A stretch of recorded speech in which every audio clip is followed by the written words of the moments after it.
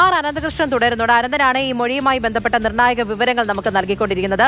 അനന്തൻ, രണ്ട് തലങ്ങളാണ് ഈ കേസിൽ. ഒന്ന്, ഈ ദേവസ്വം ഉദ്യോഗസ്ഥരുടെ പങ്ക് എന്താണ് എന്നത് സംബന്ധിച്ചുള്ള പ്രധാനപ്പെട്ട വിവരങ്ങൾ അത് ഉണ്ണികൃഷ്ണൻ പോറ്റി അന്വേഷണ സംഘത്തിന് കൈമാറി കഴിഞ്ഞു. ആ പേരുകൾ മാത്രമാണ് നമുക്കിനി ലഭിക്കേണ്ടത്. എങ്ങനെയാണ് ഗൂഢാലോചന നടന്നിട്ടുള്ളത് ഇവരുമായി ചേർന്ന് എന്നുള്ള വിവരങ്ങളും.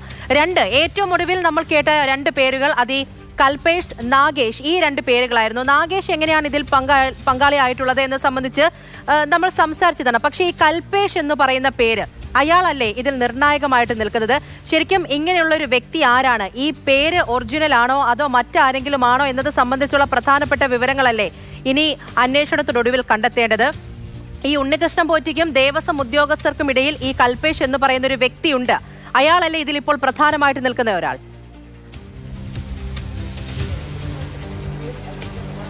പൂജ, കൽപേഷ് എന്ന് പറയുന്ന പേര് ഇപ്പോഴും ആരാണ് എന്നുള്ള കാര്യത്തിൽ ഒരു വ്യക്തതയില്ല. അത് ഇപ്പോഴും അജ്ഞാതമായി തുടരുകയാണ്. പക്ഷെ ഉണ്ണികൃഷ്ണൻ പോറ്റിയുടെ മൊഴിയിലും പങ്കജ് ഭണ്ഡാരിയുടെ മൊഴിയിലാണ് കൽപേഷിന്റെ പേര് വന്നത്. ഈ 2019 സ്വർണം പൂശിയ ആ ചെമ്പ് തകിടുകൾ സ്മാർട്ട് റേഷൻസിൽ നിന്ന് ഉണ്ണികൃഷ്ണൻ പോറ്റി പറഞ്ഞിട്ട് കൽപേഷിന്റെ പക്കൽ കൊടുത്തു എന്നാണ് ദേവസ്വം വിജിലൻസിന് പങ്കജ് ഭണ്ഡാരി നൽകിയ മൊഴി. അപ്പോഴാണ് ഈ കൽപേഷ് എന്നുള്ള ഒരു പേര് പുറത്തു വരുന്നത്. മാത്രമല്ല, അത് ഹൈക്കോടതിയുടെ ഉത്തരവിലും ആ പേര് എടുത്തു പറയുന്നുണ്ട്. അന്നേരം ഇപ്പോൾ ഉണ്ണികൃഷ്ണൻ പോറ്റി നൽകിയ SITക്ക് നൽകിയ മൊഴിയിലും ഈ കൽപേഷിന്റെ പേരുണ്ട്. പക്ഷേ പങ്കജ് ഭണ്ഡാരി പറഞ്ഞതുപോലെയല്ല ഉണ്ണികൃഷ്ണൻ പോറ്റി ഈ കൽപേഷിനെ കുറിച്ച് വിവരിക്കുന്നത്.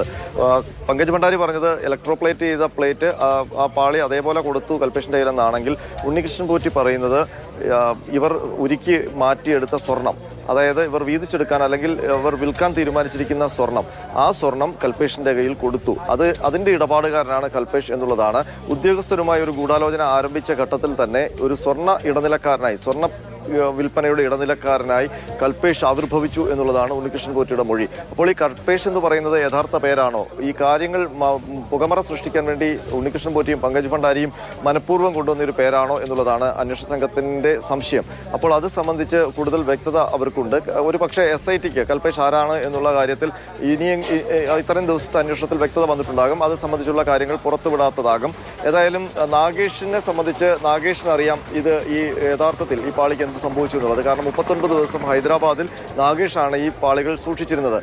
അതിനുശേഷമാണത് ചെന്നൈയിലേക്ക് വരികയും ചെയ്യുന്നത്. അപ്പോൾ ഈ രണ്ട് പേരുകളാണ് ഈ കേസിൽ നിർണായകമായത്. അതിൽ ഉണ്ണികൃഷ്ണൻ പോറ്റിയും പങ്കജ് ഭണ്ഡാരിയും ഇതിൽ കൽപേഷിനെ സംബന്ധിച്ച് വ്യത്യസ്തമായ രണ്ട് മൊഴികൾ നൽകിയിട്ടുമുണ്ട്. ഇനിയിപ്പോൾ ഈ ഉണ്ണികൃഷ്ണൻ പോറ്റിയെ ഇന്നിപ്പോൾ കോടതിയിൽ ഹാജരാക്കി കഴിഞ്ഞാൽ ഇന്ന് തന്നെ കസ്റ്റഡി അപേക്ഷ നൽകാനാണ് അന്വേഷണ സംഘത്തിന്റെ തീരുമാനം. ഒരുപക്ഷെ കോടതി ജുഡീഷ്യൽ കസ്റ്റഡിയിൽ വിട്ട ശേഷം നാളെയോ മറ്റോ ഈ കസ്റ്റഡി അപേക്ഷ പരിഗണിക്കാനുള്ള സാധ്യതയുമുണ്ട്.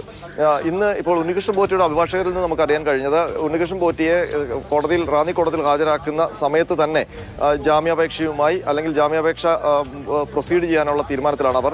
അതിൽ ശാസ്ത്രമംഗൽ അജിത് കുമാറാണ് ഉണ്ണികൃഷ്ണൻ പോറ്റിയുടെ അഭിഭാഷകൻ. അപ്പോൾ അദ്ദേഹത്തിന്റെ ജൂനിയർ അഭിഭാഷകരാകും റാന്നി കോടതിയിൽ വരിക എന്നുള്ള കാര്യം അറിയിച്ചിട്ടുണ്ട്. അപ്പോൾ അവരുടെ പ്രധാന വാദം ഉണ്ണികൃഷ്ണൻ പോറ്റിയെ കസ്റ്റഡിയിലെടുത്തതിൽ അപാകതയുണ്ട് എന്നുള്ളതാണ്. ഇങ്ങനെ ആയിരുന്നില്ല കസ്റ്റഡിയിൽ എടുക്കേണ്ടത് എന്നുള്ളതാണ്. അവർ ആ ന്യായം കോടതിയിൽ ഉന്നയിക്കാനുള്ള തീരുമാനത്തിലാണ്. പക്ഷേ ഇത്രയും സുപ്രധാനമായ ഒരു കേസിന്റെ പരിഗണനയിൽ ഇന്ന് തന്നെ ഈ പ്രതിയുടെ ജാമ്യമൊക്കെ കോടതി പരിഗണിക്കുമെന്നുള്ള കാര്യം അത് കോടതിയുടെ തീരുമാനമാണ്.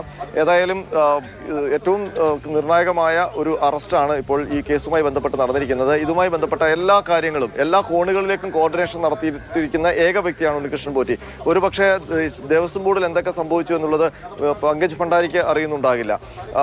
ഇതിൽ പ്രതിയേർക്കപ്പെട്ട ദേവസ്വം ഉദ്യോഗസ്ഥർ ഈ ശബരിമലയിൽ നിന്ന് സ്വർണ്ണപ്പാളി പോയതിനു ശേഷം എന്തൊക്കെ സംഭവിച്ചു, അത് എവിടെയൊക്കെ സഞ്ചരിച്ചു, ആരുടെയൊക്കെ പക്കൽ പോയി, ആരൊക്കെയാണ് ഇതിനകത്ത് സ്വർണ്ണത്തിന് വേണ്ടി സ്പോൺസറായി ഉണ്ണികൃഷ്ണൻ പോറ്റി സ്വർണം വാങ്ങി പറ്റിച്ചത്, യഥാർത്ഥ പാളിക്ക് എന്ത് സംഭവിച്ചു എന്നൊക്കെയുള്ള കാര്യം ദേവസ്വം ഉദ്യോഗസ്ഥർക്കും അറിയില്ല. പക്ഷേ ഇതിലെല്ലാം പങ്കാളികളാണ് ദേവസ്വം ഉദ്യോഗസ്ഥർ എന്നുള്ള മൊഴിയാണ് ഉണ്ണികൃഷ്ണൻ പോറ്റി നൽകിയിരിക്കുന്നത്.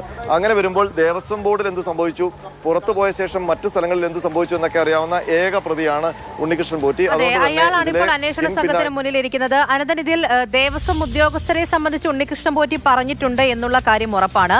പ്രതിപട്ടികയിലുണ്ട് ദേവസ്വം ഉദ്യോഗസ്ഥരുൾപ്പെടെ. നമ്മൾ അത് അന്നത്തെ ദിവസം ഈ പട്ടികയുമായി ബന്ധപ്പെട്ട് നമുക്ക് മുന്നിൽ വന്നപ്പോൾ നമ്മൾ സംസാരിച്ചതാണ്. അങ്ങനെയാണ് എന്നുണ്ടെങ്കിൽ ഇപ്പോൾ ഓൾറെഡി ഉണ്ണികൃഷ്ണൻ പോറ്റി കാര്യങ്ങൾ പറയുകയും ചെയ്തു.